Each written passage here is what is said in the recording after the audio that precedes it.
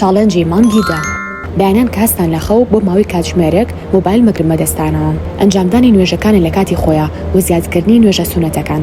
نەخواردنی شەکر یانیش کەمکردنەوەی، ئەنجامدانی وەرزشی تایچی هەموو ڕۆژێک بۆ ماوەی دەخولێک، بەکارنهێنانی ئاوی گەرم یاخود ئاوی زۆر گەرم بۆ خۆشتن یانیش بۆ دەموچاوشتن، وەرگرتنی کۆرسێک لە هەر بوارێکا بێ وەکو پێشنیارێک کۆرسێک لەسەر AI وەربگرن، هەموو ڕۆژ بیرکردنەوە یانیش نووسینەوەی سێ لەو نیعمەتانی کە هەتا ئەگەر چی بچووکیش دەربکەوێ، ڕۆژانە بۆ ماوەی دەخولێک جۆرناڵی بکەن، واتە بنووسن هەتا لە پستان و جەنجاڵەکانی ژیانتان ڕزگارتان بێ، ئەگەریش ویستان ڕێلێکتان بۆ ئامادەکەم لەسەر ئەو بابەتە. لەبەر ئەوەی ئێستا پاییزە ئەتوانن جوانترین یازگارەکانتان تۆمار بکەن وەکو پێشنیارێک بچن بۆ شوێنێک، ئەگەریش لە سلێمانی سەرچنار زۆر تایبەتە چونکە بەهۆی وەرینی گەڵاکان دیمەنێکی زۆر جوانیان هەیە شوێنەکە بە هەموو چاڵەنجەکانیشمان جدی نەبێت لە پاییزەکانتان دەربهێن و هەرچی ناکەنە بەرتان بۆنی خۆشی لە بنەوە بیبەخش ئەوشی کەنەیتانە بیکڕن. پێش نووسن مۆبایل بەکارمەهێنن، ئەی چی بکەین؟ ئەتوان قورئانی پیرۆز بخوێننەوە، زیکرەکانی پێش نووسن بخوێنن، کتێب بخوێننەوە، پلانی بەیانی بنووسن، هەناسی قوڵ هەڵمژن،